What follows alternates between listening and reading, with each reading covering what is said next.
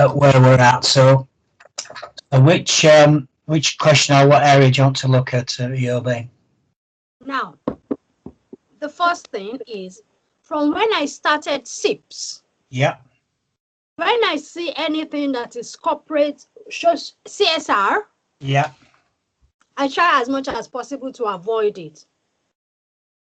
Right. But it doesn't look like I can get away with avoiding CSR this time around.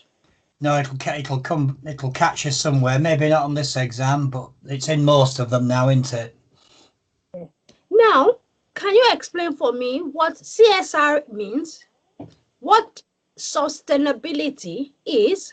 Yeah. What's the other one? Ethical, whatever is. You know, the general CSR with all the literacy things with it. Yeah. And as well as what are the risks in this risk management? Okay, I'll try my best on that. If we go back 20 years, the term really sustainability wasn't used much. So corporate social responsibility, or CSR, was a term sort of that became popular in the sort of 80s. And it really means that companies need to do more than the legal minimum, that they need to also have ethical and social responsibilities. Now, as far as that goes, it means so CSR is doing more than the law. It means you're going to actually consider the stakeholders and how you influence them. So it's linked to stakeholder theory, but it is, and the main areas of CSR are corporate governance, environmental management, ethical sourcing, working with local community, and probably having good customer relations, making sure you're treating customers fairly.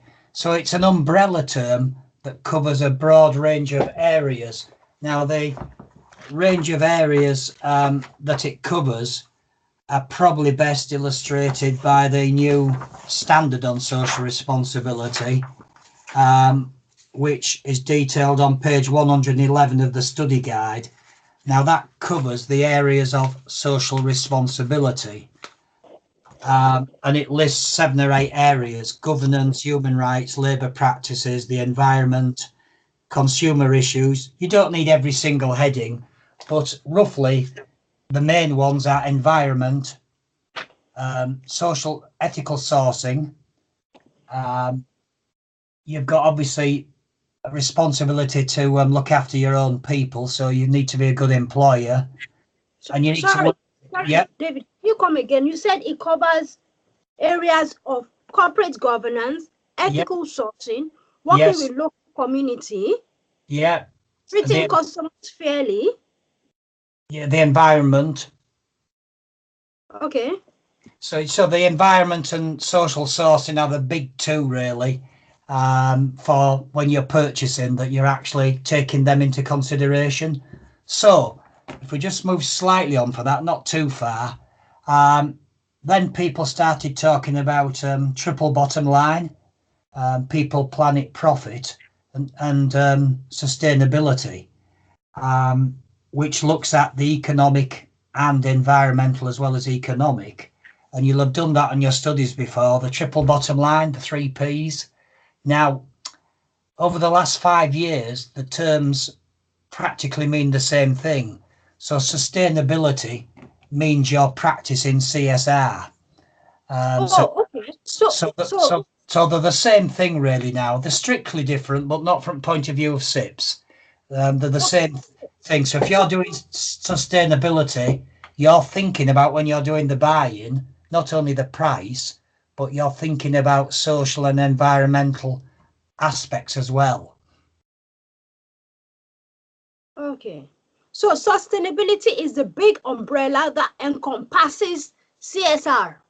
Well, yes, it is, because a good way of thinking about it, Yaboo, is that every company does CSR, and all that contributes to sustainability. So everybody's doing their own bit. Sustainability is what we're all aiming at, and companies do it by practicing corporate social responsibility. A lot of companies now, though, have changed their CSR report to be called the sustainability report. Some companies have left it the same, some have changed it, but in effect, it's the same thing. So sustainability is a big, well, CSR is an umbrella term, but so is sustainability. But you could say sustainability is the holistic big issue, and CSR is slightly lower down. Okay. And within that, you've got looking after the environment, being a good place to work, being an employer of choice, having good systems in, doing good, and thinking about the bigger picture. So I don't know if that helps sort of get that picture through. Okay. So, yeah. So you obviously you need a good definition of CSR for your exams in most subjects. And I think this exam talks about corporate social responsibility and sustainability standards.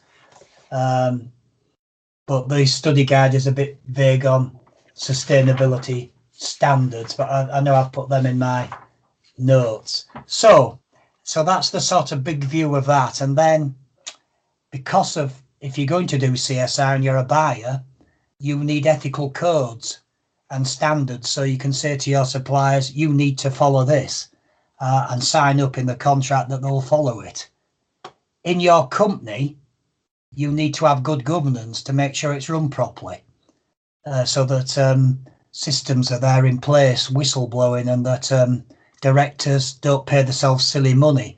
So governance is about putting systems and structures at place so that one person doesn't make all the decisions. So you've got this separation of duties, that you must have different people. So in purchasing, you can't pass the invoice off if you've raised the order because there's a conflict of interest. It needs to be somebody else that authorises the invoice. Otherwise, it can lead to corruption. Okay. Does that give you a sort of broader view? Yes. So I rather like the CSR stuff because it's the answer's always the same. You need to make sure that your suppliers haven't got child labour. You need to make sure your supplier isn't making people work more than 48 hours. So that almost will be under ethical sourcing, yes? Yes. So part of CSR is making sure you've got ethical sourcing in place. Okay. Does that make sense? Yeah. Yes, it does. It does. And there's the environment, about not polluting the environment, recycling of waste and things like that. Yeah, because ethical sourcing often only means making sure you've got the labour standards, whereas CSR and sustainability will also look at the environment, so there's no noise, waste, there's recycling. Yeah, it's no pollution. So if you're going to deal with an international company, you've got to make sure they aren't polluting the local environment, that they aren't causing noise, that they haven't got dangerous machinery. So it's the big picture. And that's how you bring it in. So there's a risk when you deal with a new supplier that they might not have ethical standards in place. They might not have environmental standards. They might not have good governance.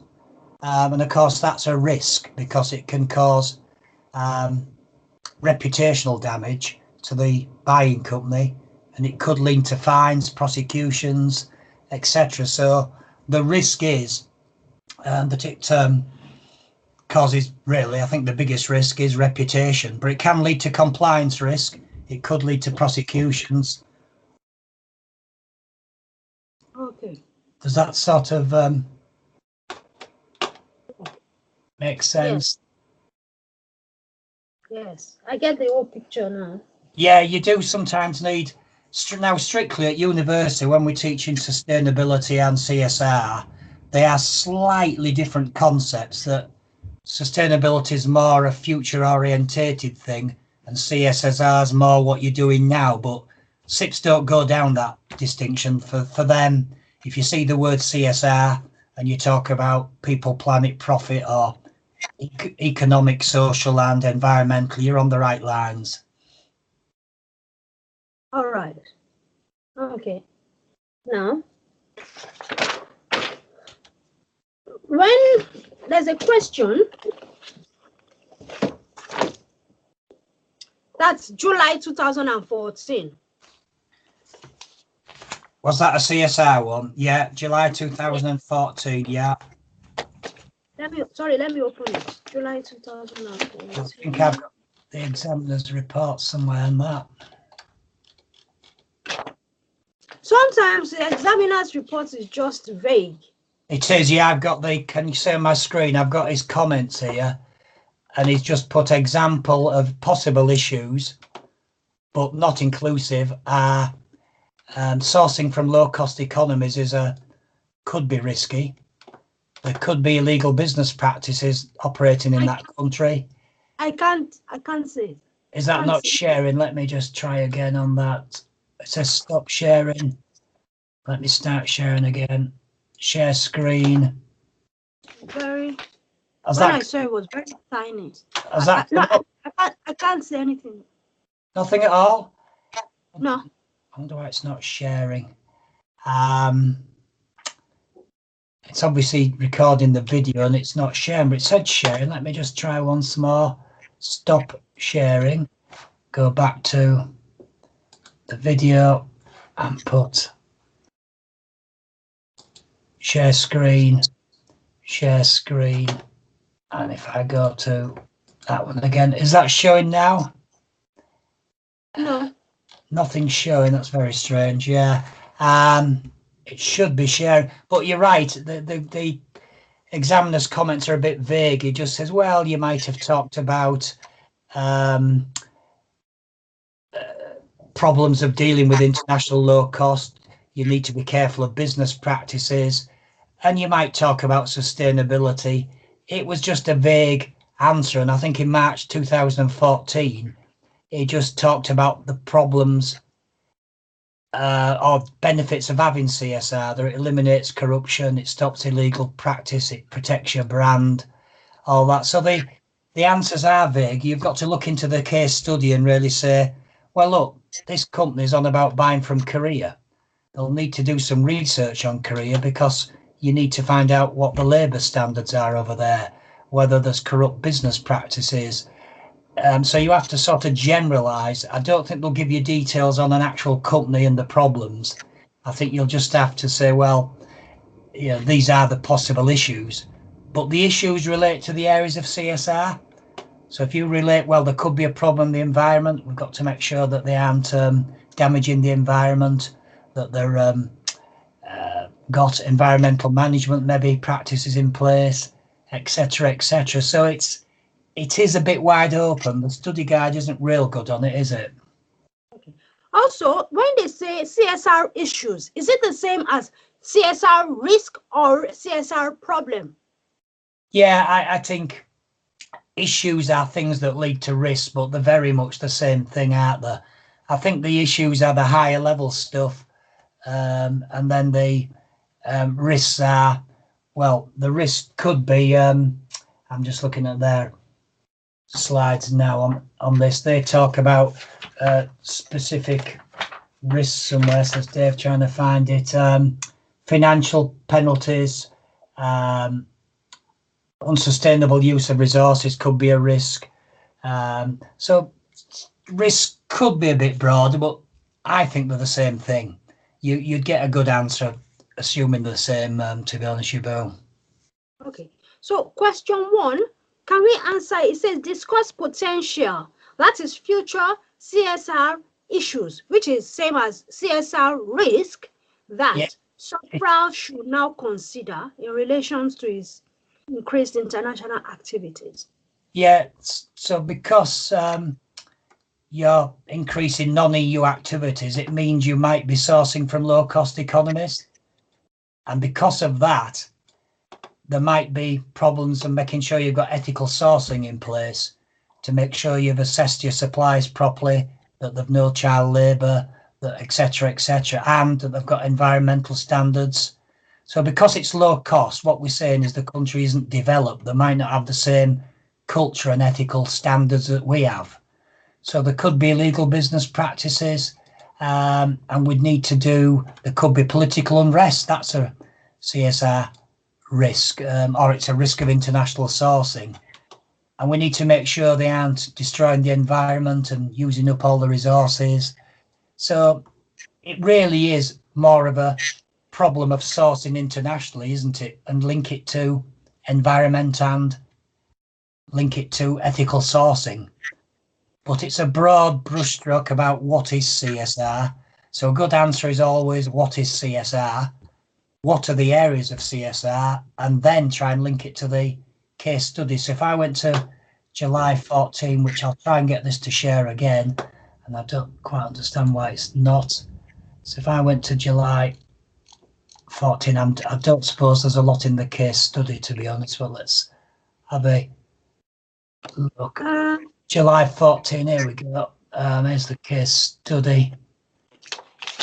Is that showing on your screen again, Yaboo? No, but I have the case study with me. Yeah, I'll just open mine as well. Then and I don't think there'll be much in it, to be honest.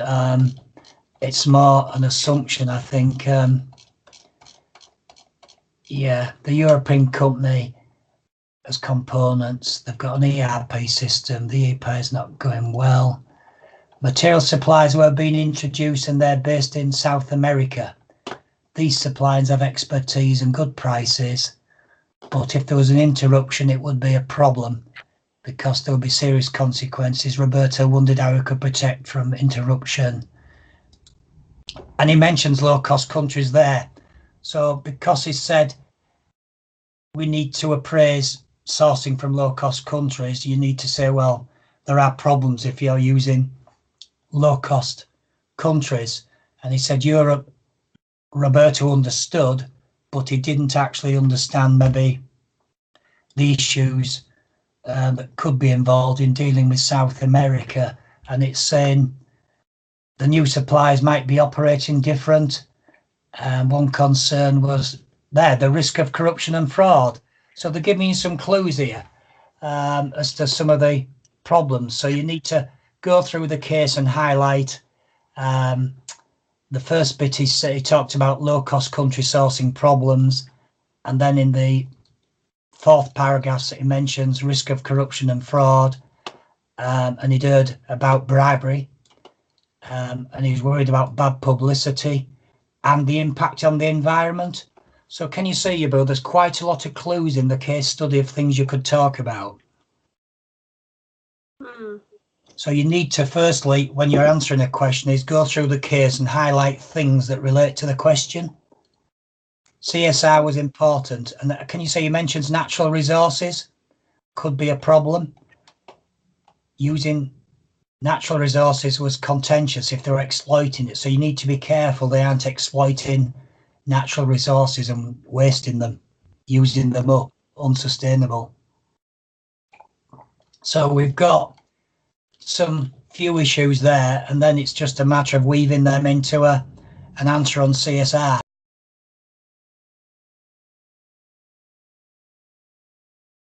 Because they've just pulled out some questions there. Said the CSR issues from the case are you're buying from non-EU supply chain, so you're going to use low-cost countries. There could be illegal business practices. You need to consider community impacts. You might consider sustainability and how this translates, and that was it. So there's no right answer. It's just a matter, do you understand the big picture?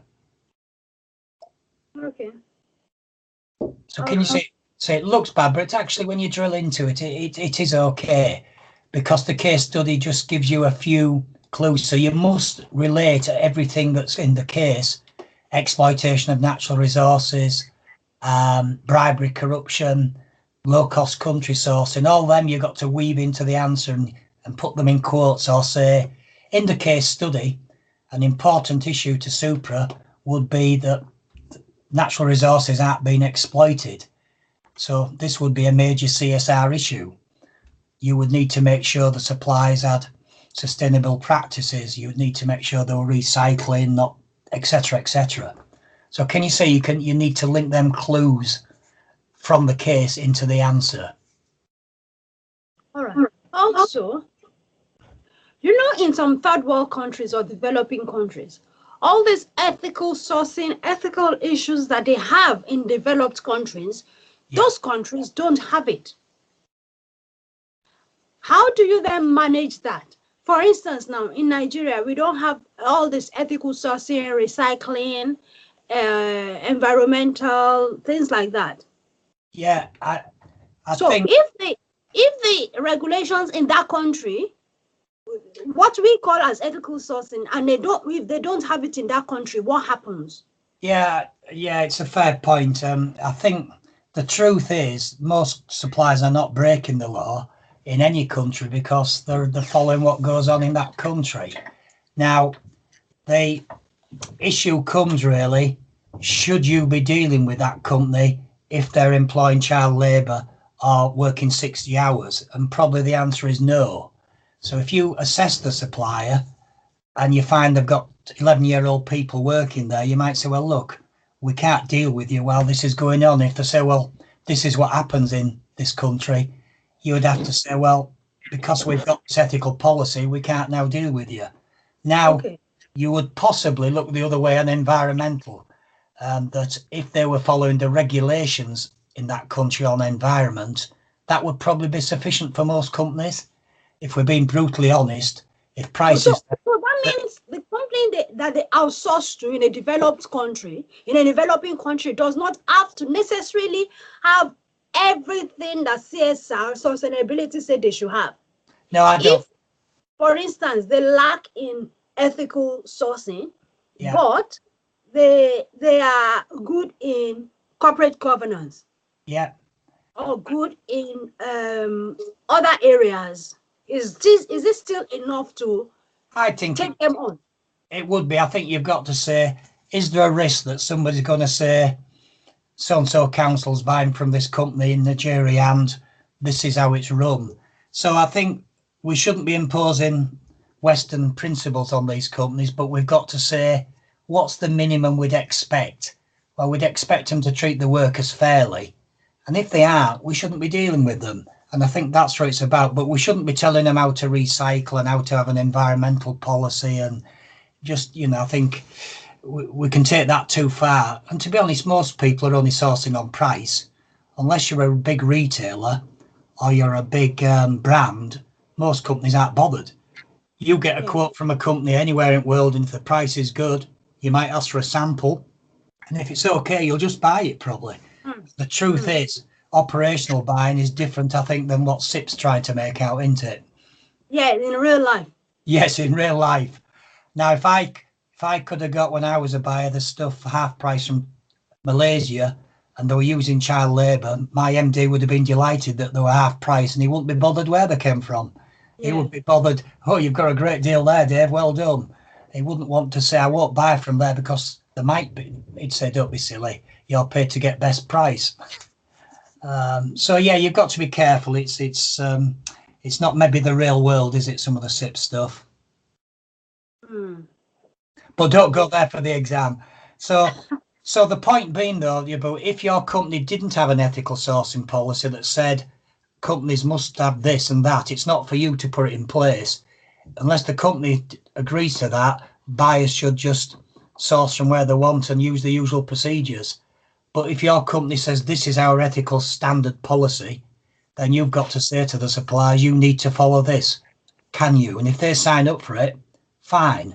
How do you check up on them? Well, you can't always fly halfway around the world and check. But if they sign up that they're going to agree to it, then most companies would say fine. They may just do a token audit once every few years. So that's the problem, is how do you know what they're doing? But you would write it into your contract. So Morrison's and all them say, look, here's our contract for the goods. Here's the spec. But you will also sign up to our ethical code, which says no child labour also. And they have to sign up for that as part of the contract. So you write it into your contract. Okay. And then another question is on page 108. Of the study guide, yeah. Yes, it says the regulatory framework on sustainability. Now, we have lots of things under it. What is that topic saying? Is it the bodies that regulate sustainability? Let me get the wording on this. Yeah, I think we'll ignore their heading for a minute the bullet point on the unit specification talks about standards for sustainable procurement, including UN, ILO and ETI. Now, so if you're practicing sustainable procurement, you may say a company needs to follow the ETI base code, which is just a code, but you can say to your suppliers you need to follow it. You could say to have sustainable supplies, you might need to have ISO 14001 as well, because that's an environmental management standard. But strictly, this regulatory framework is not a good heading because there isn't really a regulatory framework. There are lots of standards and codes, but there's not a lot of regulation. Each country has its own regulation, but you might say to a supplier, we want you to have an environmental management system, such as ISO 14001. And of course, there is now a sustainable procurement standard, which can be used when you're purchasing goods, but that's more for you to use than your suppliers. So for my mind, the ETI base code on page 110 is very important because that's ethical sourcing, and you simply just have to say they are based on the ILO conventions. So don't learn the ILO bit, just say the ETI base code is based on the ILO conventions, because they cannot ask you about the ILO and they won't ask you about the Global Compact. So you just need a little bit of knowledge of what codes and regulations there are. Well, ISO 14001 isn't a regulation, it's a standard, but you can write it into your contract and say, you know, companies must have that. So I would personally just have an overview of ISO 14001, know about the ETI base code and that it's based on the ITO. There is a standard on social responsibility, which is ISO 26000 on page 111, but it's of no use that you can't get your suppliers audited to it. It's just a guidance standard. So it provides useful guidance, but you can't get suppliers approved to it. Similar with the ISO 2400, which is in my revision slides, that's the sustainable procurement standard. It's a guidance standard. So there are really very few regulations. I mean, in the UK, we've got the WEEE regulations, the waste electrical equipment. We've got landfill regulations, and they're going to ban plastic bags, etc. But there's very few regulations, so we don't need to learn any really. So I wouldn't worry too much about that bullet point. They're not really going to go down that, other than possibly ask about CSR as a broad issue. So within CSR, we need to look after the environment, and that's where ISO 14001 comes from. Ethical sourcing we need, so that's where the ETI base code comes in. CSR, we need to understand that, so we need an overview of ISO 26000 on page 111, just an overview. And then sustainability, probably just a definition of, and that's it really. So I wouldn't worry too much more on that. The book's misleading, isn't it? It goes off on all sorts of rubbishy stuff. What do we think? Yeah. Okay. Now, if they say to me that what are the risks of CSR if they want to establish in developing countries? Yeah, I mean, the risk. There's reputational risk. There's financial risk. Yeah. Political risk. Yeah, there's risk. You might, because of reputation as well, you could lose sales. There could be financial costs if someone got fined for not following environmental regulation, assuming there was one. But there isn't many risks. Use of resources could run out if you haven't got responsible suppliers. So you would run out of deliveries because they'll maybe use up all the natural wood or oak or something. So they're fairly general. You could, there is a risk you could be dealing with corrupt people who might bribe and corrupt and be fraudulent, so you could get into deep trouble. But they're pretty broad. The main one is reputation, to be honest, isn't it? That's the main problem. If you deal with child labour in Malaysia, no one's really going to prosecute you, but it's going to possibly cause you a lot of bad publicity.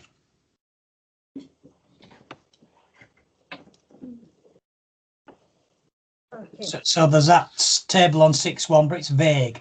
I mean, if I was going down CSR and ethical risk, I think I'd drill down a bit more and say there's a risk companies could be polluting the local environment.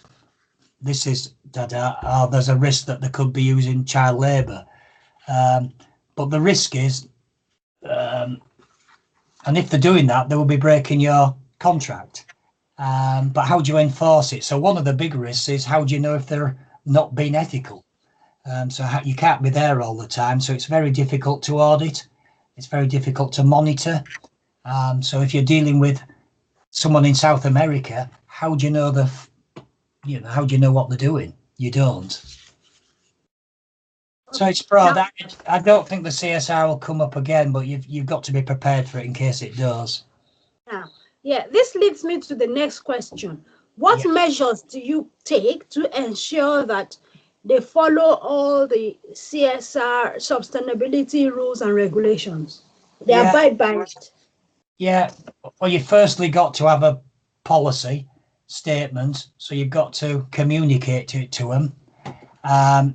You've got to maybe give them training, education. Then you've got to maybe audit them, check, give them targets for improvement, audit them again. So you need to reinforce it. You might need to share best practice with them. I'm looking down at the study guide now. So there are many sort of general things you can do, but it is just good purchasing, not just leaving them to the help. They might need help. So they might need supply development, training. You might need to put money in. So you could do quite a lot, but the main thing is to communicate your expectations, make sure they understand that. And then you might need to train, educate a bit more. You might then need to audit, to check they're doing it. And if they aren't, find out why and give them improvement targets and give them so long to improve. And obviously, if they don't improve or keep breaking it, eventually you might have to say, big stick, we can't deal with you anymore. So the ultimate incentive is they'll lose their business if they don't comply. So you can try softly or big stick, and that's all you can do. So it's fairly general stuff, but auditing is a major part. Okay. All right. And obviously auditing is a problem. If you haven't got the staff, you might have to use a third-party auditor. How do you know they're any good? You don't. So there's a whole problem with audit and people fiddling audits and people bribing auditors. So that's all could be possible corruption areas. Okay.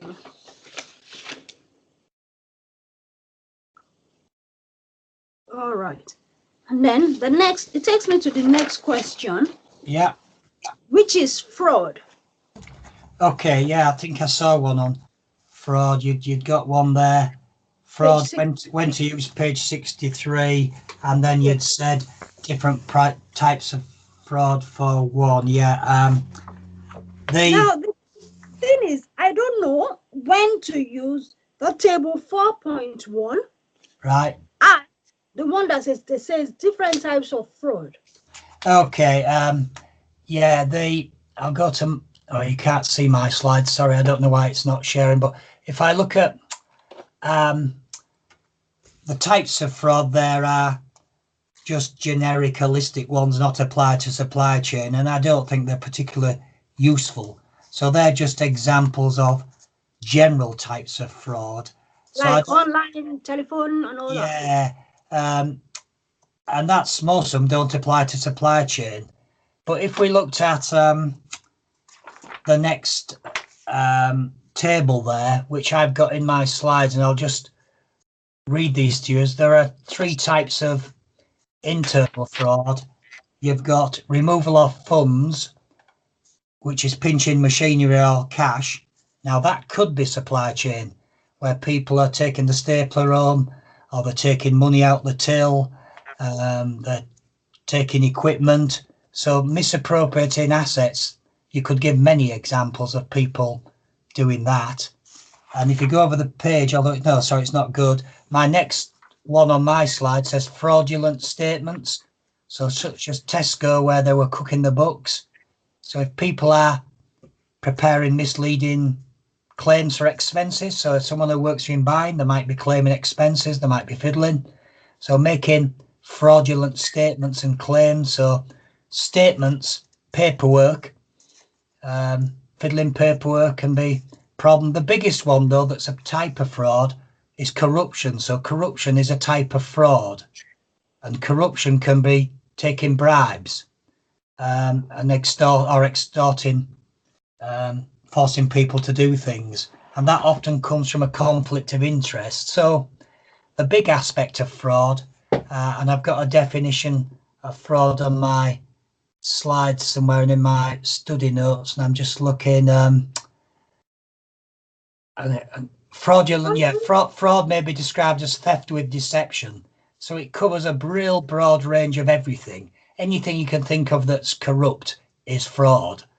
So I don't like the types of fraud. To go back to your original question, Yaboo, it isn't helpful in a supply chain answer. They're just general ways that criminals carry out fraud, but specifically, you aren't going to click on at work a phishing scam and do something silly, but you'd have to be careful. Generally, your company could get fraud. You're in procurement. I don't think we need to go there, to be honest. It's people fiddling tenders, people passing invoices that aren't true, people getting their friends to submit claims. It's everything that could go wrong in purchasing we need, really. Okay, so if they ask me, I have a question. If I have a question, I say five different types of fraud. So I can say removal of funds and assets is a type of fraud. Yeah. Making fraudulent statements is a kind of fraud. Yeah. Intentional misrepresentation. Yeah. Is a type of fraud. It is, yeah. And with the corruption one, you know, that could involve to taking bribes, giving bribes, forcing people to do things.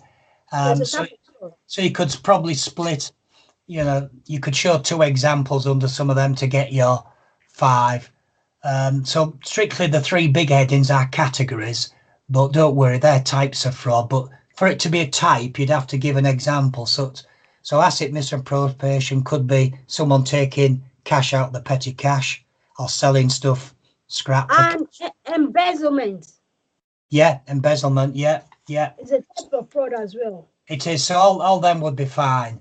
I don't like that slide of theirs on the types of fraud. It's not useful, is it? If, for instance, now they tell me, talk about fraud in technology. So I can use that online fraud, telephone, corporate theft identity, competitors fraud, all those things. I can use that under technical fraud. Yes, you could. You could. Technological fraud, sorry. Yeah, you could. All right. Now, let me see. Question. May 2015. Got that. I've written some of these out. May 2015.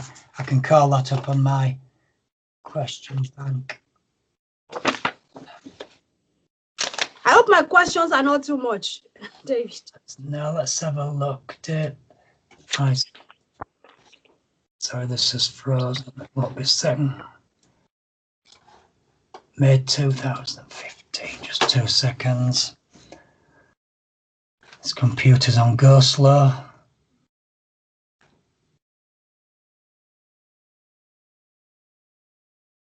Still on go slow. Come on, I've got the Donuts saying it's going to crash, but it won't crash. Here we go, mate. 2050. Yeah, I've got the question up, not the exam. What? Yeah. Question 1A. 1A4. Fraud risk for SCS from its decision to outsource a supplier to low-cost country. Well, I mean, I'll call the answer, but I presume it's just what we're talking. One would be bribery. That, you know, we've got to be careful over there. That is there the standards there? Is it corrupt, and is the bribery there? And this is decision to outsource. Let me just have a look and check him on the right. May 15 a second. Let's just check him on the right. One's in May 15. Now, I need to be on. Sorry, I need to be on the examiner's answers, don't I? Not that. May 15. May 15. There we go. Just 2 seconds. I'm just looking what they said, because obviously the case study will have some context. I won't call the case up, but I'll just look at what the examiner's getting out there. For fraud risks, online internet-based fraud, telephone-based fraud, risk of being used for fraud. Oh dear, they used that list, haven't they? Fraud, risk of corporate identity theft. That's where I'm confused. In some questions, they don't use this. In some questions, they use it. How do we know when and when not to use it? That's a good question. I think, if I'm being honest, because they're repeating questions, if they ask for possible fraud risks, the wording would be saying they might change the case study company for SCS, or they could call it BFG, may result. Then the answer, because they're repeating, would be exactly as the report. So you'll find the other questions have slightly different wording. So then for risks from outsourcing, but look at that. That's I'm just looking at it now. It's will provide physical equipment for staff pilferage. Oh, they've got using equipment for their own purposes, minor fraud,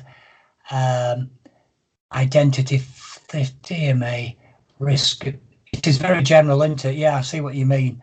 Yeah, I'd be a bit appalled at that answer. So the only thing I can suggest is that you do sort of in your own mind think, well, if it said for fraud risks related to outsourcing, it's this sort of answer rather than general fraud risks. Although I think you could have answered that. Let's just see what else it said. Yeah, the list is not exhaustive. There are many more types of fraud that could be discussed in the context of the case study, though. So it had to be related to the case study. If I went to May 15, just let me have a look at the context case study. And let's just see what they've said in here. Oh, come on, computer. I suppose IT and consulting to a large range of clients. Head of procurement has a difficult decision. It needs to do savings. The high demand for IT equipment together has increased procurement spend. He's considering outsourcing the section that deals with low value, high volume purchases to low cost countries. He believes he'll receive support. His plan involves outsourcing the section of the finance department that deals with the payment of invoices. He estimates savings of 4 million. A review of the market revealed there are 3 suppliers. There could be risks. One of his concerns is, it gives you part of the answer, sensitive data on SCS banking details and other financial information will need to be shared. This could increase the risk of fraud. Another consideration is it will be in a foreign location, so it makes communications difficult. He feels he'll have to have rigorous controls on the contract. A business continuity plan, no. Risk management, no. Provide support to 20% formal plan. So yeah, so there was a little clues in there, but not vast amount, where I talked there about the significant risk of sensitive data and other information being shared could increase the risk of fraud. So you needed to use that statement into your answer there that was in the 1, 2, 3, 4, about the 5th paragraph. Because if you don't relate to the case, they'll fail you. So it's no good just saying there's risk of identity fraud, there's a risk of phishing fraud on emails. You've got to relate it to the case study. So if you said that emails will be coming from this new company, you would have to be careful in the buying company that there were genuine emails and not phishing. So as long as it's related to the case study, and I'm just looking at what else there is there. Profile with its bound on the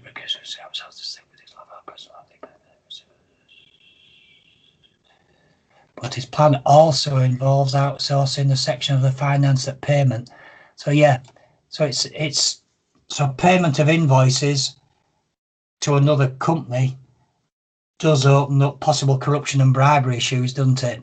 If you're going to let somebody outside your company pass invoices, that's dangerous, isn't it? But they are also going to do low-cost country sourcing as well. So there's possible fraud issues there. Yeah, it's very, very vague, isn't it, that one? But you could get the case study. So candidates, let me just have a look. Part A, most candidates identify frauds. Give similar examples such as hacking, phishing. Others identified the risks not related to fraud. Some gave more than 4 frauds. Candidates who linked to the case study get higher marks. Yeah. So basically, I think any answer would have got you marks as long as you linked it to the case study. I'm not sure why they're saying minor fraud risk, because it could be major fraud risk, couldn't it? They've just copied it from the study guide, haven't they, the answer, and linked in the words. Right, so next question. Okay. Next question is March 2015.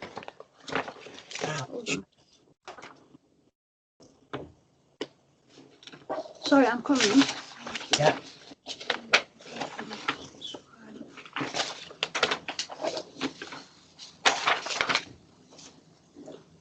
March 2015. Question 1. Right. Okay, so the first I'm still trying to look for it myself. Yeah, I think I've got it, but I'm just looking for the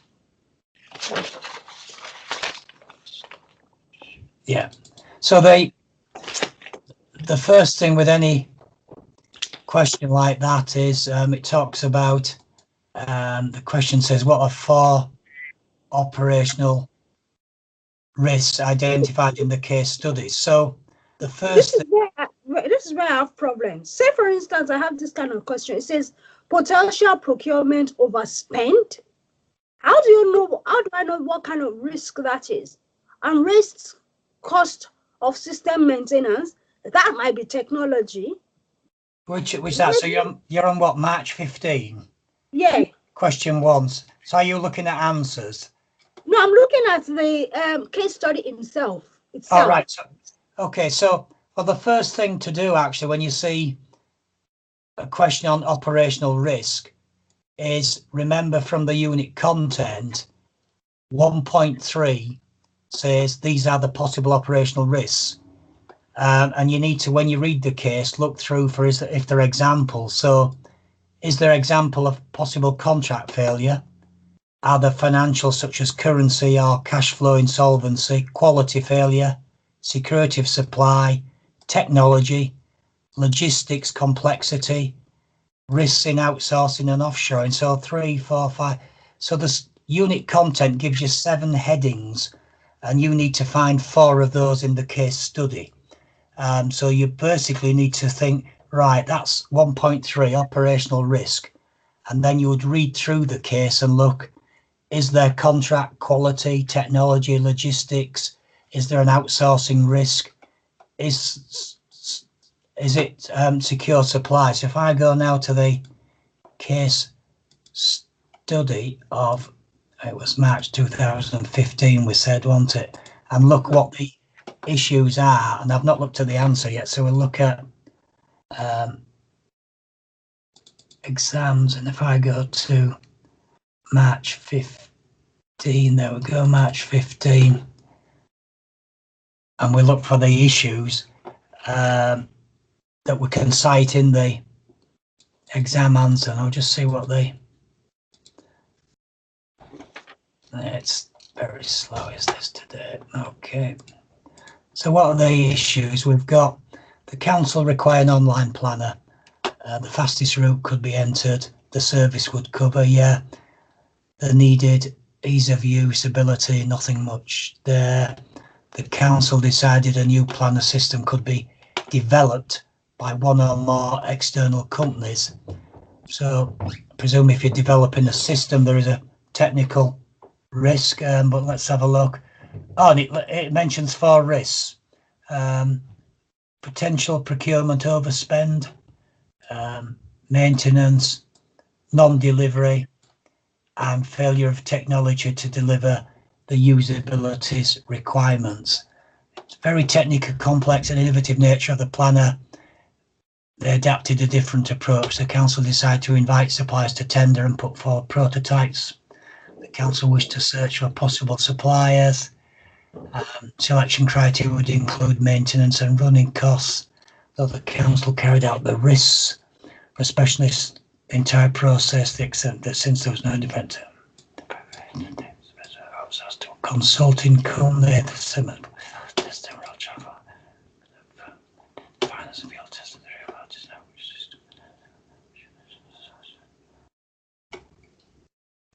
well, this is a complex one, isn't it? Companies competing had to demonstrate financial viability and had to offer financial guarantees, delivery and warranty period. Furthermore, the computer code for the system would be owned by the council and would be held by an independent company, which is, yeah, standard stuff, isn't it? Wow, there's a lot in there, isn't there? And we're looking for, well, there's no logistics complexity. They have outsourced some of the tendering stuff, haven't they? Quality failure, well, it might not do what it wants.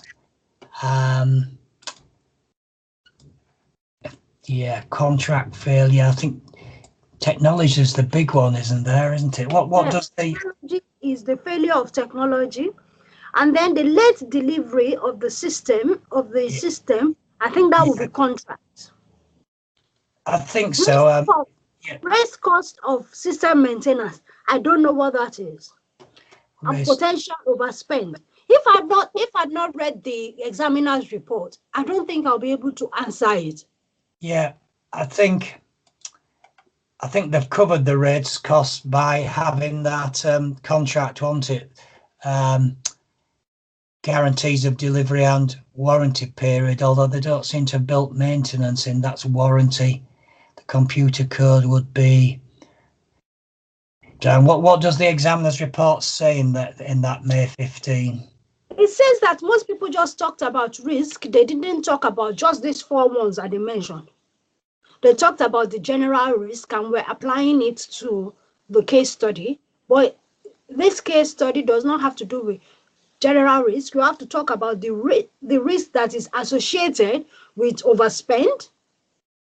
Yeah. You will talk about the risk associated to system raised cost of system maintenance, the risk that is associated to late or non-delivery of system, and the risk that is associated with technology. The technology one, I understand. It's just the risk. Say, for instance, I have this kind of question. I don't have an examiner report. How do I associate which risk, like overspend? Which risk is that? Well, overspend, I think, is a contract risk, isn't it? That you need to have. If you have a fixed price contract, you can't overspend. Depending, so you need to get a contract that doesn't expose you to overspend risk. But you could overspend by spending too much yourself on development. So they've said overspend, as you say, maintenance, late non-delivery, failure. So they've just picked the 4 bullets points, haven't they, from the case study? Yes. So that first 3, if you look at it, they say we should mention 4 risk, but that first 3 is contractual risk. Yeah, but I think you could say the contract, but when you look at the unit specification, we're talking about, let's get this right, quality, security of supply, financial contract, technology. Let me go back, I see what you're saying. Overspend is contract, isn't it? Yeah, they late delivery and non-delivery of the system could be security of supply, but I think 2 of them are this contract risks, aren't they? So that's not technology. Late or non-delivery, contract. Yeah, I think they are contract, aren't they? So they haven't split them into them headings, have they? They've split them into the 4 costs. Yeah, I see what you're saying. Translating into different languages could cost. Potential delays in new funds, complex insensitivity.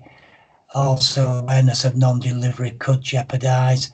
Additionally, technology of pre-trip, exam summary.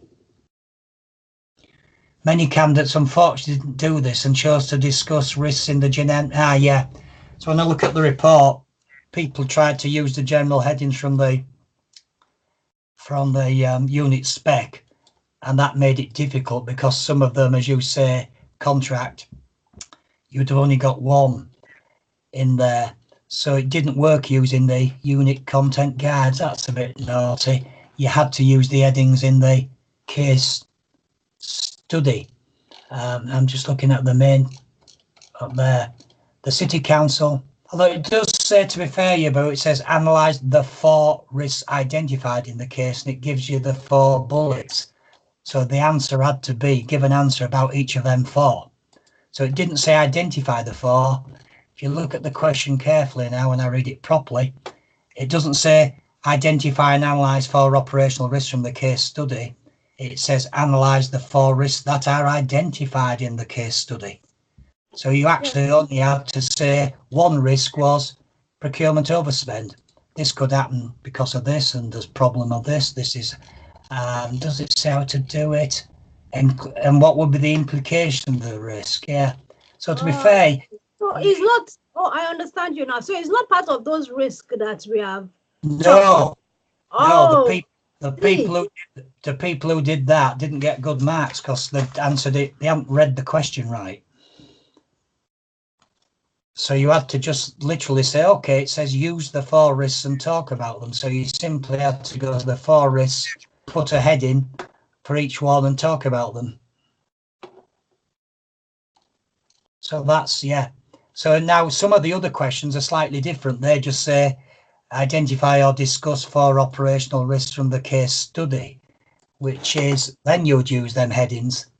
But when they've actually already done it for you, you don't need to do that. You just use the ones they give. It's not, when we see this risk, we will allocate it to one of the headings that we have read. We can put one of the headings underneath it. Yes, you could. You could. Elaborating. Yeah. All right, I get you now. Yeah, no, that's fine. Yeah, I see. Yeah, I can see why you'd be bothered on that. It's a very subtle question. The examiner isn't saying. And if I look down just a couple of them, just where are they? If I go down to my question analysis on 1, yeah, they've asked.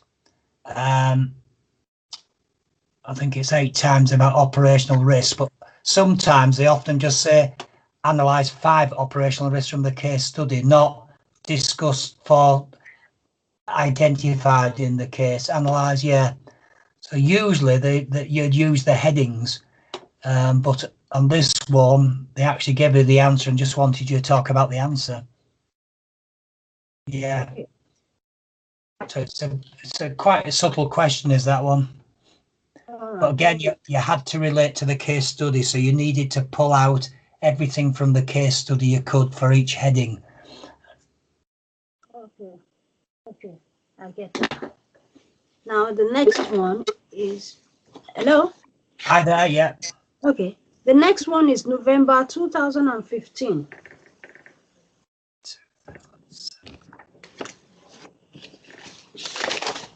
Question what? Question 1. Yeah. November 2015. Yeah, they're awful, these information theft ones, aren't they? For areas where information theft could pose a part of operational risk. Now, if I go to the case study, a second, November 15.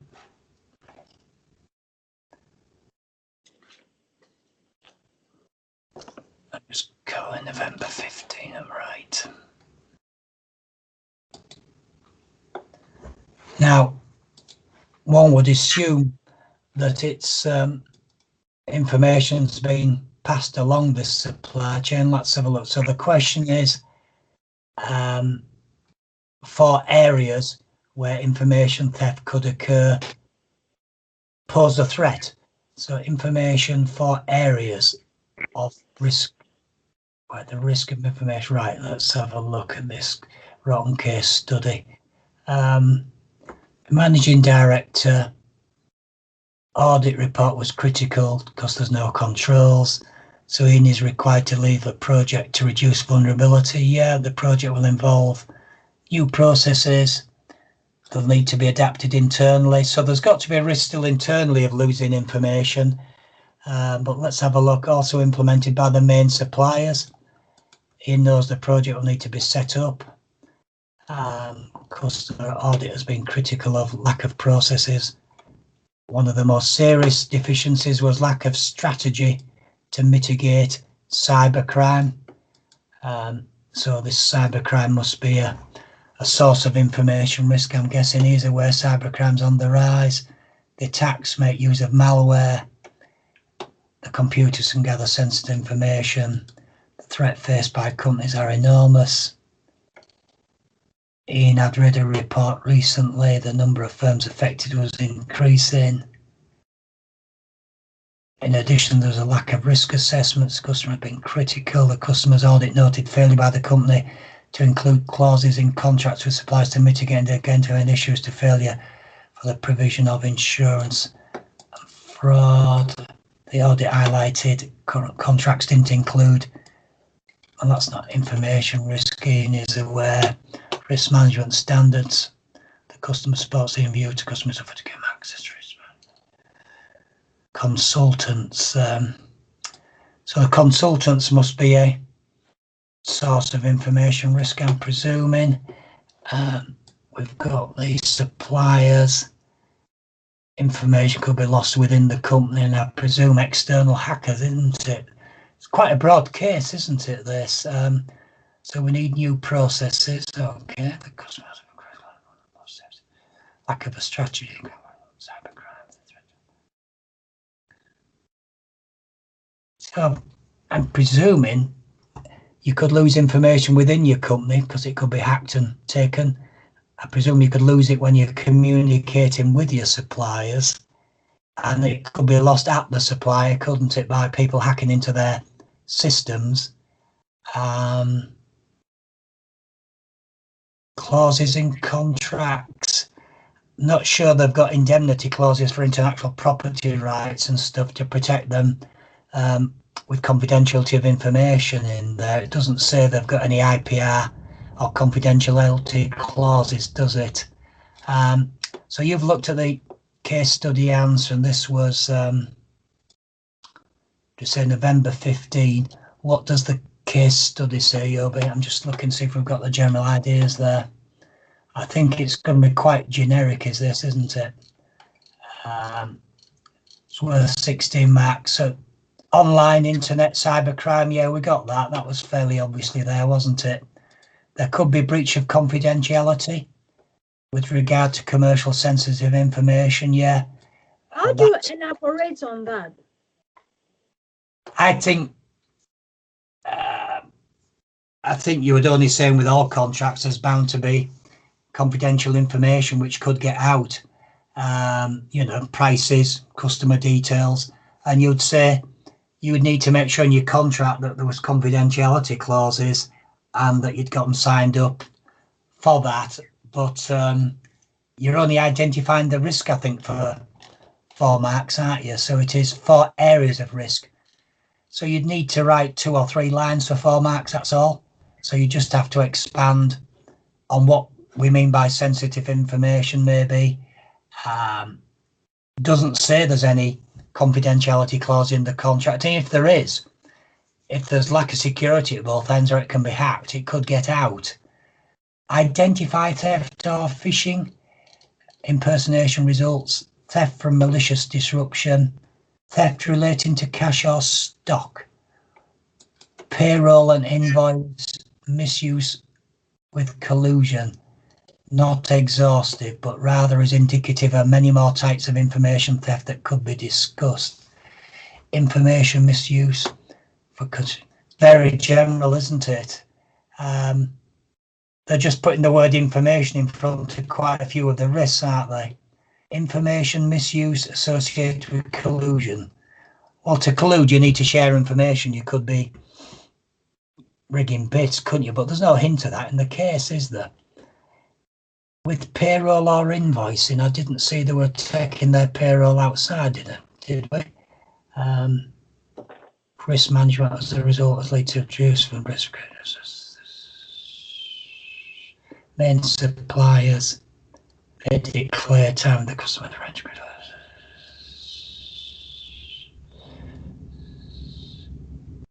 It does say hackers able to steal sensitive information about the company's customer suppliers, products and banking details. So to be fair, Yaboo, it's if you highlight the stuff in yellow that's about the question, you would have got most of them areas, or you'd have got 4. They are there when they read carefully through the case, aren't they?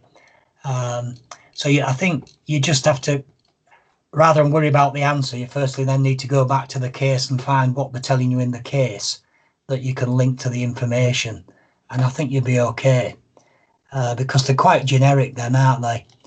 I would have, you know, you could have said loss of confidential information to the auditors, but loss of information could happen anywhere, couldn't it? But all these are just information theft. Could be online, information could be lost which was sensitive. People could take on phishing activities if they had the right information, email addresses and stuff. You need information related to cash or stock. It's a bit vague, isn't it? Information misuse. I think this has only been asked once as well, this question. Many other types of information theft could be discussed. So information about private bank account details, information about prices, information about new promotions. You could sort of make it up, information about new product developments, information about customers. You could almost go through the list there. So I think you've just got to be creative, Yaboo. And also, I noticed this AD2. Yeah. It's generally not about what's in the book. No, it's the books. It's sort of more a good essay about the case study, isn't it, with a little bit of theory.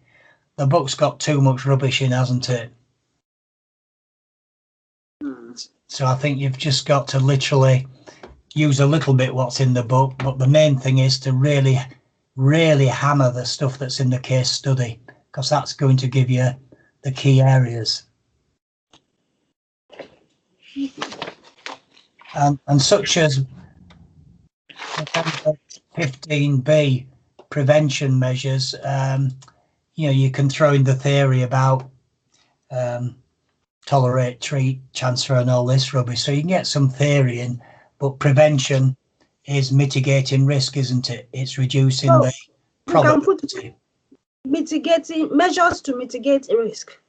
Yeah, so you can get some theory in, but you know, audits, security standards, firewalls, all them will help prevent people pinching information. But prevention is reducing the level of risk, because if you're making it hard for people, then it reduces the risk, because risk is impact times probability. So prevention is reducing impact. So you can get a bit of theory in, and for 9 marks, I don't think they would be expecting much. What were they expecting? Use templates, control governance mechanisms, separation of duties, audits, codes, online security, making sure there was no conflict of interest, good communication, just general stuff that would help prevent information theft. Yeah, candidates, there tended to be 2 approaches, either from the source of the risk, hackers, or from production. Some candidates mix, better candidates could draw on the case study. So always the good answers relate to the case study. Secrets could, the real point here is that patent protection in places such as China are looked upon as flattering. Only a few candidates made a distinction of the secret recipes in this contact. What is that secret recipes about? Was there a secret recipe in this case study? I didn't see it when I first looked at it on Davis. I didn't think there was. Let's what was there? Console look at assessment.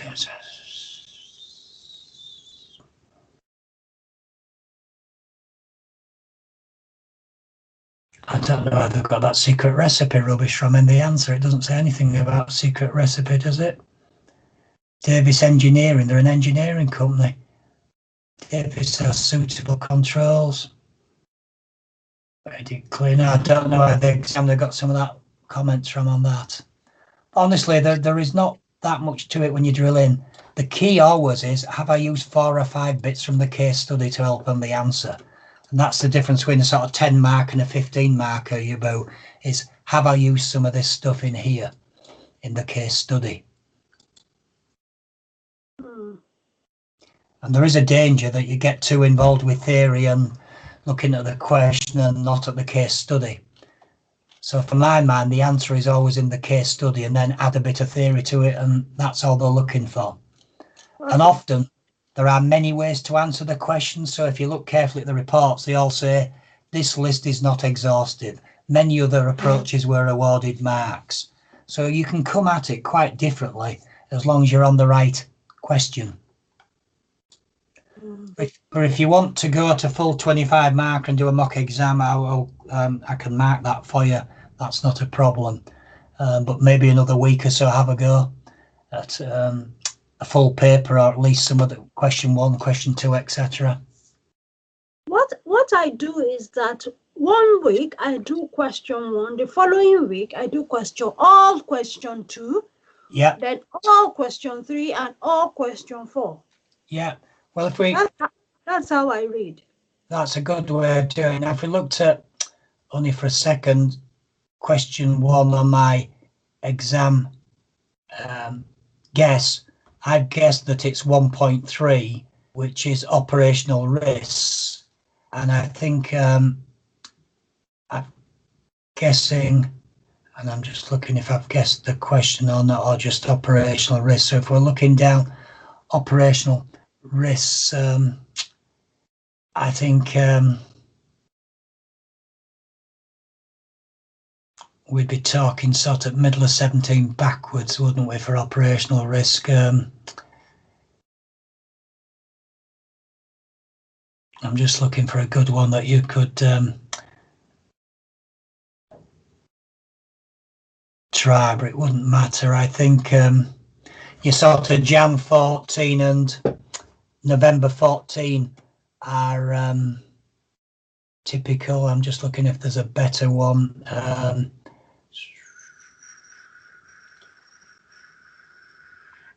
Yeah,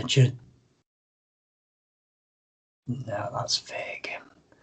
Yeah, they're all fairly generic, aren't they? I can't see there's a better one. The July 14 question was used in Jan 19. So they are going right back to the sort of early days. So you would think they would be picking a November 2014 question out to repeat probably. So you would have thought Jan 14 or maybe November 14 could be maybe a mock one if you wanted to just have a go at that and spend half an hour, not today maybe, just doing that and send that through for marking. July 13 looks equally good. That's not been repeated, but because it was horse meat scandal, it's probably too dated thinking aloud to do that again, Yaboo. So perhaps the Jan 14 and November 14 would be better. Scandal has been up twice. Which one's been twice? Sorry, the horse meat scandal. Have they asked that again further down? Let's have a repeated that. Yeah. Let's have a. Yeah, I must have missed the date off there. So they aren't going to repeat that, are they? And the horse meat's old hat now, isn't it? It's been and gone.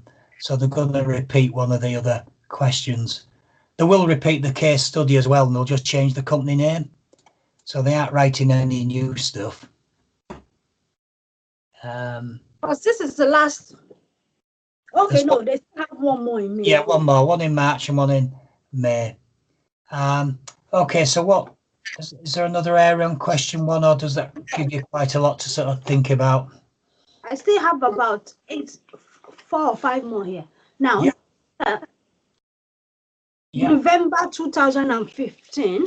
Sorry, no, March 2016. Yeah, explain. I don't even understand the question. Question one. Yeah. Yes.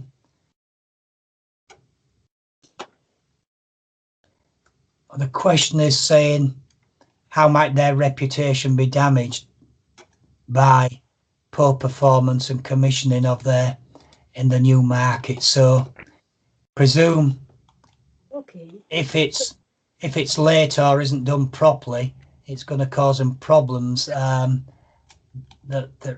look at the case in a second. And it's relation to reputation, isn't it, for CSR? So there's obviously issues to do with social sourcing, environment, governance, somewhere in that question. Oh, right. So this is saying that regarding CSR, how would the reputation of that company be spoiled by the outsourced company? Yeah, it's probably not saying how would it be. It's saying what are the risks that would cause their reputations to be damaged. Right. Do you see what I mean? So the focus is on what are the risks that could cause damage to their reputation. What could go wrong? And that would be the risk will be mentioned under CSR. Yes. So there's a risk that they use suppliers who use child labour, who haven't got health and safety probably. There's a risk that could cause pollution and noise. There's probably a risk. So that means that if the contractor, if they don't put necessary ETI, ethical ETI in place, sustainability, environment, governance, and all that in place, it will cause damage to the reputation of AEC. Yeah, and there's probably going to be plenty, and it could be a contract where if it's late, it's going to give them bad publicity. Say it was an hospital and they use some crap contractors and it's 6 months late, that's going to give them a bad reputation as well. But probably using labour that's not, the UK, you've got the problem of how do you ensure they've got the right to work? How do you make sure they get paid properly? So if they don't do everything right, there's some huge risks. And if I look at March 16, I'm sure it's just there's a pile of risks that will shout at us, I hope. So if you look at March 16, so it's basically what could go wrong on the contract that's related to ethics. So it's kitchen sink again, isn't it? It'll be. So they're a global company that manufactures and they make stuff in Asia. And they use local markets to install local. They employ contract labour, which is obviously a risk. in local markets to install. They've traditionally worked with customers in Europe.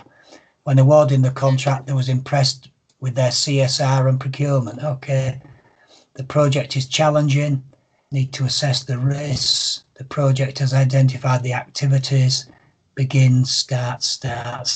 Okay, purchasing manager needs to source components, contract labour required.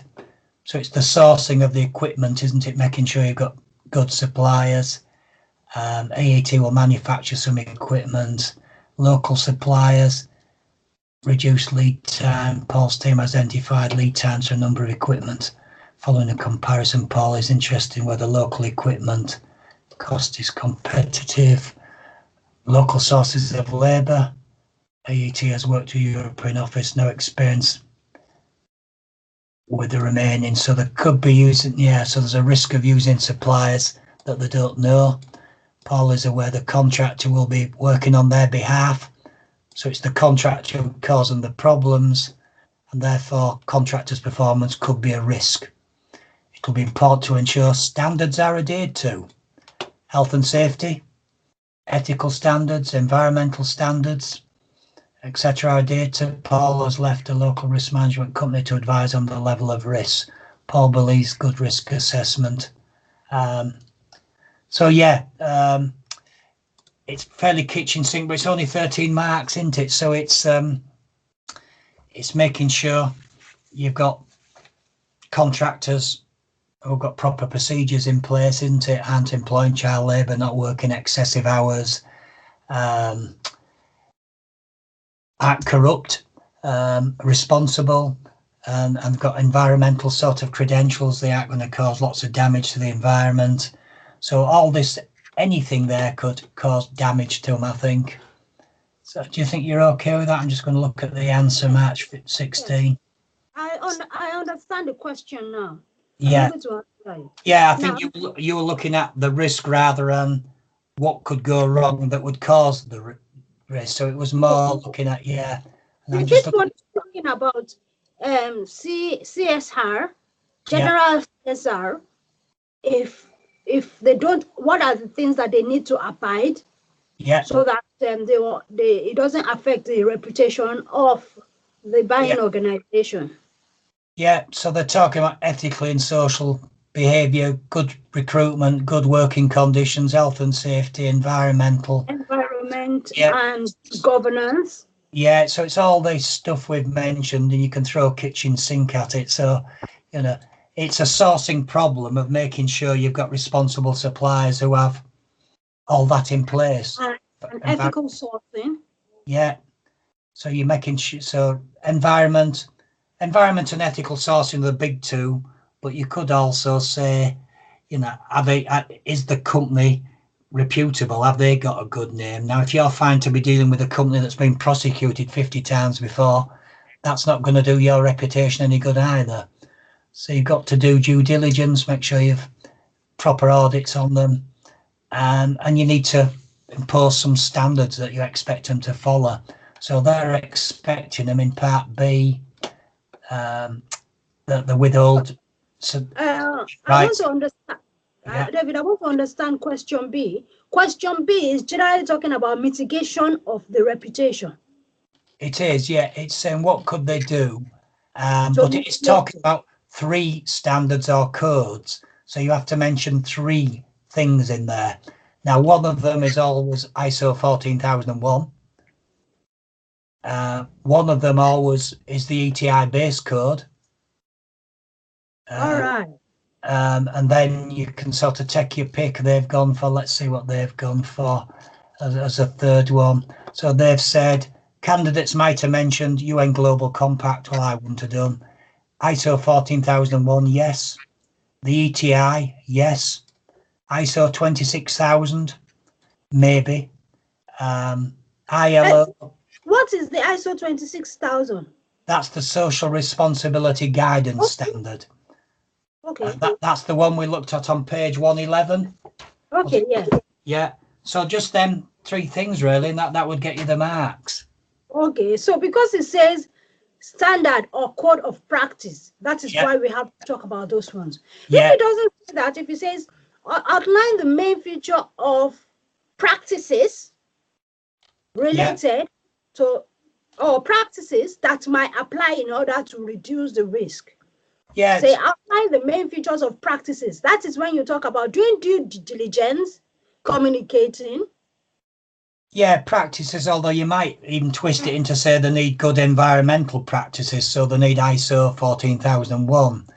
You might say they need good working relationships, which would be covered by ETI base code. So you can How about if you use the ISO 31000 for risk? Well, 31,000 is something they should use, the company who's contracting, to make sure they've assessed the risks with these. But you could say to your supplier, shows your risk register and make sure you've got good risk management in. So you could say to them, but they can't be approved to it. It's guidance. So you might say to them, have you got, will you be doing risk assessments? How are you doing them? Make sure that they understand how to manage risk, particularly health and safety, because if people get killed on site, that's going to be disastrous. So they need to be able to manage the health and safety risks and general risks of running a project. But you probably, I think you're probably more bothered this supplier's got business continuity planning in place, that they aren't going to let you down. I think it's more, can we trust them? But you could throw that in, but I possibly wouldn't. I think I'd stick to 26,000 or 2,400 sustainable procurement standard. But the 14,001 is always there. The ETI base code's always there. And then it's just a matter of having AN one other. Okay, so that's that. The next one is May 2017, but let me see that one. May 2017. Yeah, just see if that makes any more sense with what we've talked about.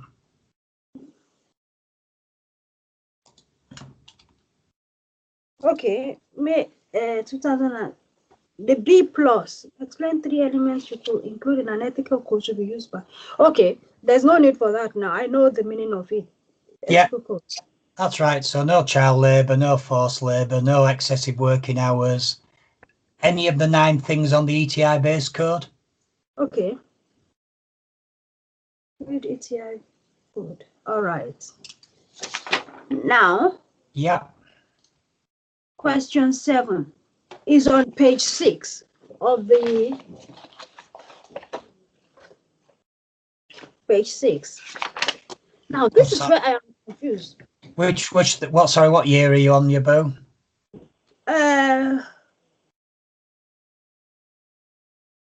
March 2014. No, sorry, no. This is not any year. It's just page 6 of the study guide. Page 6 on the study guide. Okay, hang on, let me page 6 on the study guide. Yeah, I'm on page 6, yeah. Now, you see the table 1.1. I can see figure 1.1. Figure 1.2, that's, are you sure it's page 6? Figure 1.1, Tampone Macmillan. That's no. Page 6 on table 1.1, the result of uncontrolled risk. It must be on a different page. Okay, let's supply networks, management risk. 1.6. And you say it's table 1.1? Yes. Yeah, I can't find it. That's in chapter 1? Yeah. I can't see it in my book. Direct and indirect consequences of risk. Right, just 2 seconds. Direct.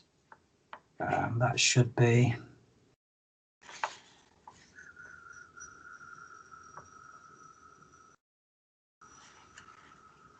Yeah, that should be in here.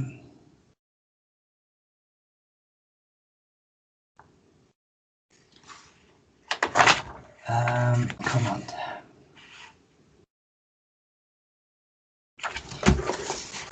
Just shout me what it says out. Well, I'll just try and find that as we're going. The title of top heading of it is table 1.1, the result of uncontrolled risk. Now, it's talking about direct and indirect consequences of loss. Yeah. And then it says differentiate. The question is differentiate between direct and what are the differences between direct and indirect consequential loss.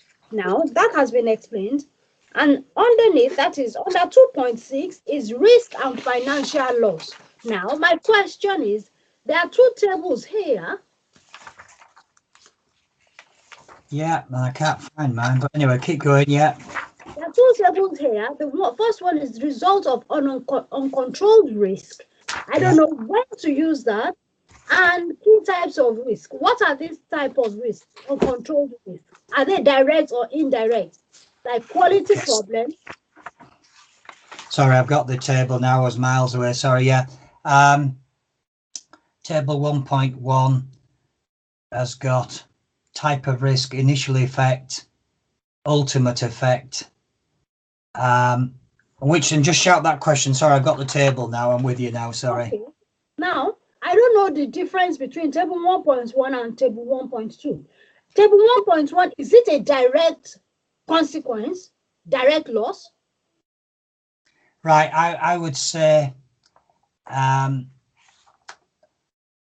1.1, the middle one, initial effect, is the direct loss, and I would have said the last column, ultimate effect, is the indirect or consequential loss. And if we look at 1.2, they're just types of loss. So I would have said, so usually the initial loss is the obvious one. They didn't deliver on time, so we couldn't produce them goods.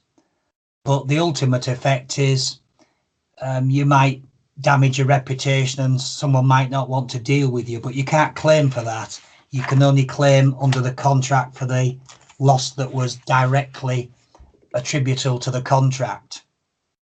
Okay, so you can only claim on direct loss. Yeah, so if in a hotel someone ordered from you some clean linen for the royal suite and you delivered it late, and then they said, well, because of that the Queen's cancelled and they aren't going to deal with us again, so we're suing you for 500,000, you'd say, well, no, that's not fair, because we didn't know the Queen was coming, and yes, it did say for the royal suite, so you couldn't claim for something that wasn't obvious.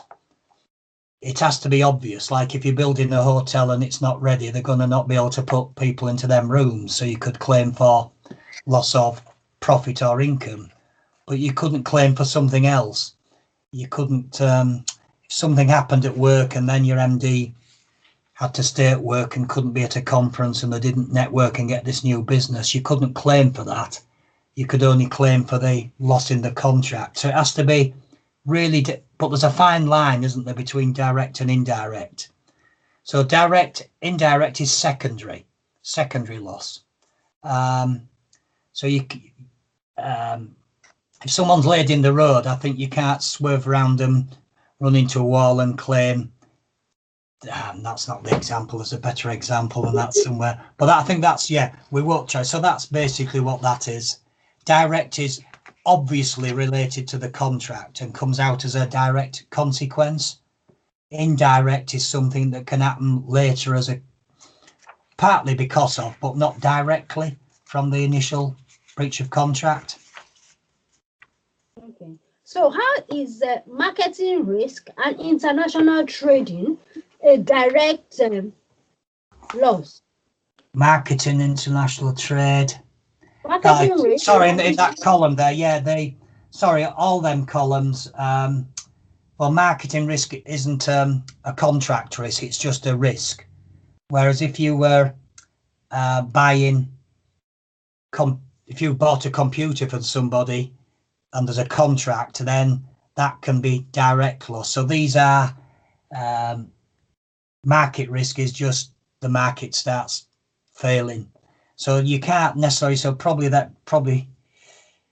is a link to direct, but it's not contract risk, is it? It's just areas of risk, type of risk. They're just headings. So they aren't strictly, well, I suppose they are direct. The market risk fall in the direct effect is revenue drops, but ultimately you're going to lose money. That's more ultimate effect, probably might be best saying consequence. So the initial effect is what happens now. The ultimate is consequence. So perhaps we're better not thinking those as direct and indirect, but initial and consequence. I think the direct indirect is separate on page 5.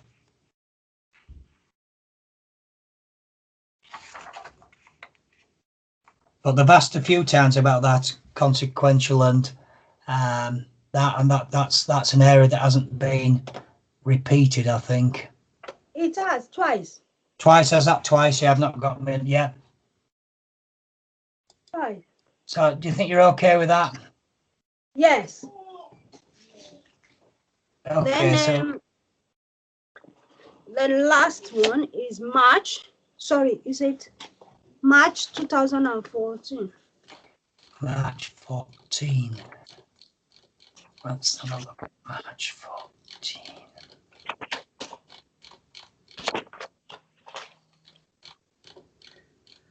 Oh, all right. No.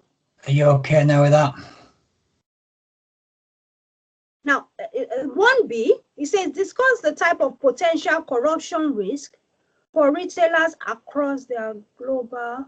Okay, that will be like when it says potential corruption, does it have to do with the CSR? Does that question B need to relate to question A? Yeah, well, yeah, corruption is coming under CSR. Yes, it's an aspect of CSR if people are taking bribery or being bribed. So corruption is, yeah, part of that, and it can be your suppliers might be corrupt. They could be taking money.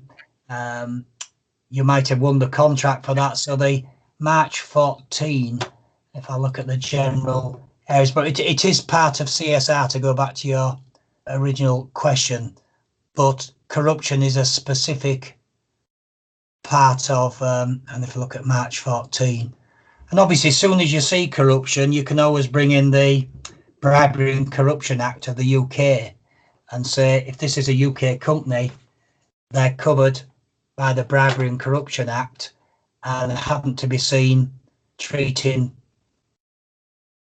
well, spending money on buyers and bribing them, basically. So how might we answer question 1B then?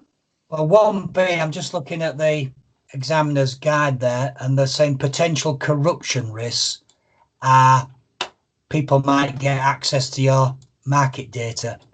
There might be fraudulent working practices in the supply chain. There might be bribery and corruption in the labour market. There might be conflicts of interest where people with favours being given and preferential treatment, and there could be criminal offences relating to the safety of workers.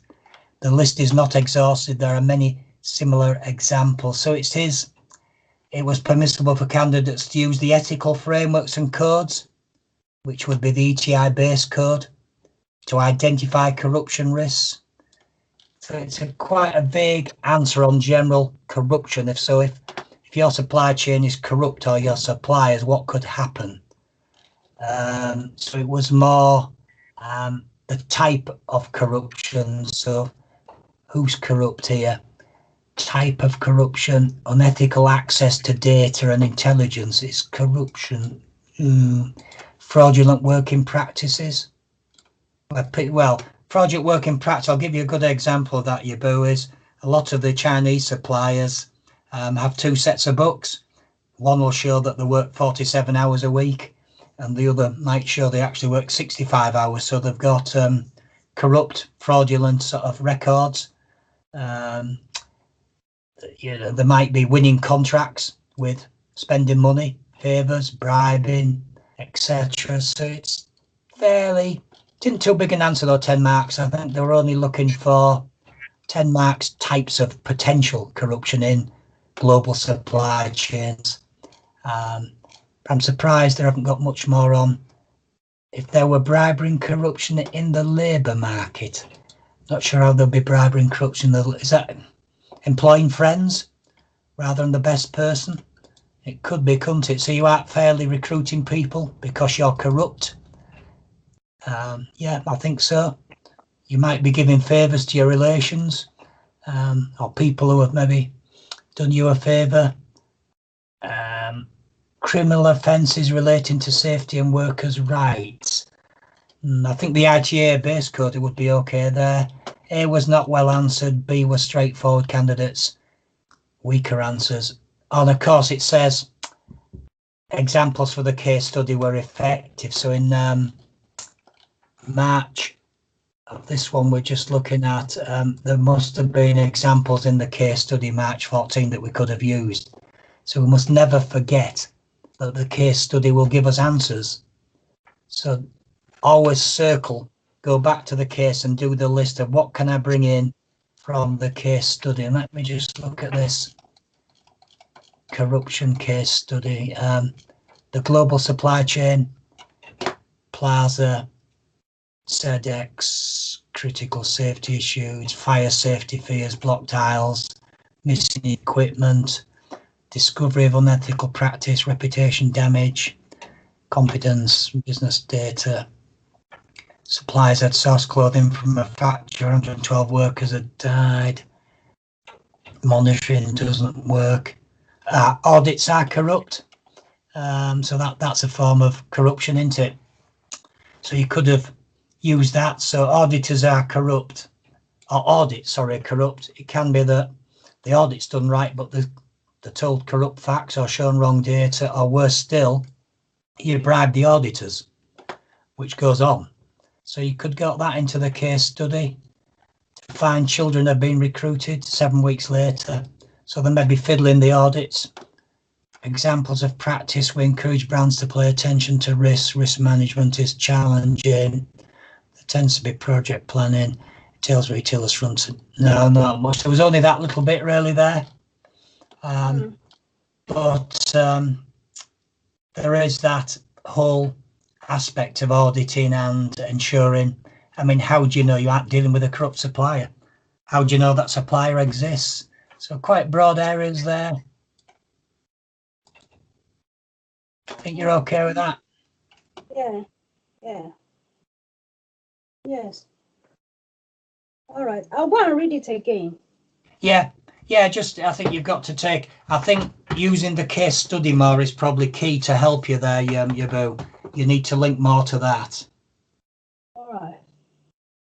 When I finish reading question 2, yep, I'll highlight where I have problem and we'll just discuss it like this. Yeah, we'll go through all the same stuff, that's fine. Well, it's possible for me to have finished reading question 2 before Wednesday. Yeah. I'm going to be on holiday from Thursday anyway. Is it all right for me to text you anytime and tell me when you're available? Yeah, text me anytime. Yeah. All right then. Thank you. That's great, and I'll see if I can sort out this recording so that I can post it to you.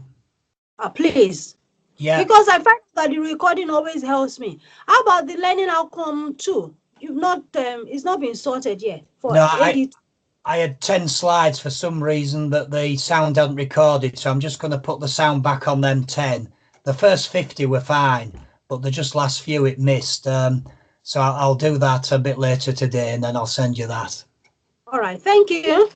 Great stuff. Yeah, speak to you later, Yaboo. Take care. Take care. Right, if I can work out how to do this. Okay. Let's start.